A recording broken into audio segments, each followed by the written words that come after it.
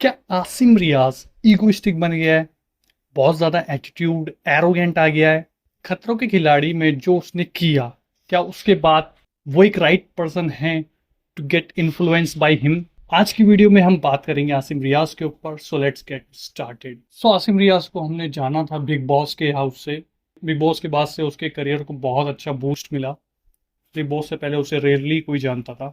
मैं तो पर्सनली बताऊं तो बिग बॉस के बाद से ही उसे जाना हूं। और हम ये जानते हैं कि बिग बॉस के हिस्ट्री में सबसे बेस्ट सीजन जो रहा है वो सिद्धार्थ वर्सेस आसिम वाला जो रहा है वही रहा है। चाहे उन दोनों की लड़ाई हुई हो, चाहे उन दोनों की दोस्ती दिखा रहे हो, जो भी पूरा सीजन ओवरऑल घटा, वो best season of all time big boss का रहा है। क्या पूरे सीजन में आसिम कहीं से भी हमको ईगोइस्टिक लगा था? अगर लगता तो वो टॉप 2 में नहीं जाता। और वो भी किसके साथ? सिद्धार्थ, जो कि ऑलरेडी टीवी शो मूवीज कर चुका है, इंडस्ट्री में वेल नोन है, बहुत सारे फैंस हैं उसके ऑलरेडी। और आसिम रियाज को उससे पहले कोई जानता भी नहीं था, स्टिल वो टॉप 2 में खड़ा था सिद्धार्थ के अगेंस्ट। भले ही उसने ट्रॉफी जीती या नहीं जीती, लेकिन लोगों का दिल जीता ऐसा मैं मान सकता हूँ। क्योंकि 3 महीने लगातार लोगों के सामने फेक पर्सनैलिटी कोई नहीं दिखा सकता। और तब भी आप सिद्धार्थ के अगेंस्ट खड़े हो, तब जाके आप उससे भिड़ रहे हो। और जब आपको कोई नहीं जानता और still people are supporting you, that means you have won people's heart. Now recently 1 year पहले आसिम का ये इंटरव्यू रिलीज हुआ था। और मैं हर एक इंसान से जो आसिम को चाहता है और जो आसिम को हेट करता है, दोनों ही बंदे से ये कहना चाहता हूँ कि एक बार वो इंटरव्यू जरूर देख लेना। आपकी परसेप्शन आसिम के लिए बदल जाएगी अगर आप उसके हेटर हो या ट्रोल करते हो आप उसे।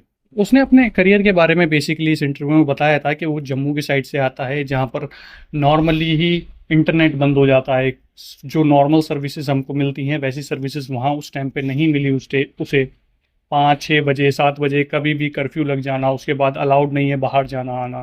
मुंबई में उस बंदे ने स्ट्रगल किया, छोटे मोटे काम किए, 2 BH के फ्लैट में रहा 17-18 लड़कों के साथ, जिम भी करी, बॉडी बनाई, अपना करियर भी बनाया। सेल्फ मेड बंदा है।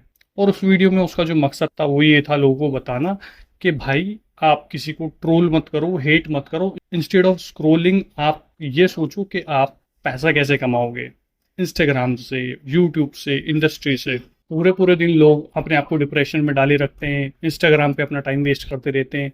तो उस चीज़ से कैसे बचें, डिप्रेशन और एंजाइटी से कैसे अपने आप को ग्रो करें, एक अच्छा सक्सेसफुल बंदा बने, तो वीडियो वो वीडियो मैं हाईली रिकमेंड करूंगा आप देखें।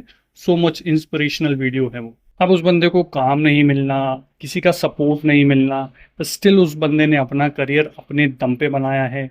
और आजकल के सेलिब्रिटीज हमें पता है वो क्या कर रहे हैं। इंस्टाग्राम पे फेक फॉलोअर्स बाय कर रहे हैं या रील्स बना रहे हैं। कभी आसिम रियाज को देखा है आपने रील्स में नाचते हुए फॉर गेटिंग मोर फॉलोअर्स? नहीं देखा होगा। और जहाँ तक मैं जानता हूँ आसिम रियाज को, मेरी ऑब्जर्वेशन के अकॉर्डिंग वो ऐसा बंदा है जो फेक फॉलोअर्स तो छोड़ो, वो किसी की चाट के आगे नहीं बढ़ा है। वो अपने मेहनत से अपने दम से आगे बढ़ा है। उसको भी ओवर थिंकिंग होती है, उसको भी स्ट्रेस और डिप्रेशन होता है, लेकिन वो उसे एक अपॉर्चुनिटी की तरह देखता है जिसकी वजह से आज वो सक्सेसफुल बन पाया है।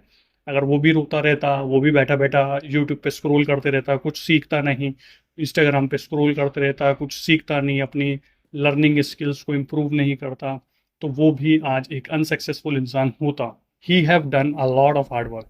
और जब उसने खतरों के खिलाड़ी में ये बोला कि हर 6 महीने में मैं यार 4 गाड़ी बदलता हूँ, या कंटेस्टेंट्स को लूजर बोला, इवन रोहित शेट्टी से भी बंदा घबराया नहीं, उससे भी जाके बात करने उतर के गया, तो वो ईगोइस्टिक है। हाँ, बिल्कुल ईगोइस्टिक है। और मैं ये बता दूं कि जो उसकी जर्नी रही है उसमें ईगो बिल्ड होना बहुत ही नेचुरल है, क्योंकि nobody was there to support him. और वो जो उसने किया है, अपने दम पे करियर बनाया है, तो उसमें अगर ईगो आ भी रही है तो कोई दिक्कत नहीं, क्योंकि उसी ईगो की वजह से उसने अपना करियर बनाया है। तो अब वो आपको ईगोइस्टिक लग रहा है तो कोई बात नहीं, क्योंकि वो है तो वो लगेगा। He has shown what he is. तो अब ये आपकी मर्जी है। जो लोग उनके फैंस हैं वो तो ऑलरेडी उसे सपोर्ट कर ही रहे हैं। जो लोग उसे ट्रोल कर रहे हैं या बोल रहे हैं काम की इज्जत नहीं है, वो भी अपनी जगह सही है। क्योंकि आप कितने भी ईगोइस्टिक क्यों ना हो, आपने कितना भी कोई पहाड़ तोड़ लिया हो, लेकिन आप अपने काम को उससे अफेक्ट नहीं होने देना चाहते। अगर काम इफेक्ट हो रहा है आपकी ईगो से, तो आपको अपनी ईगो को साइड रखना होगा। ये भी एक पॉइंट है जो कि बहुत अच्छा पॉइंट है।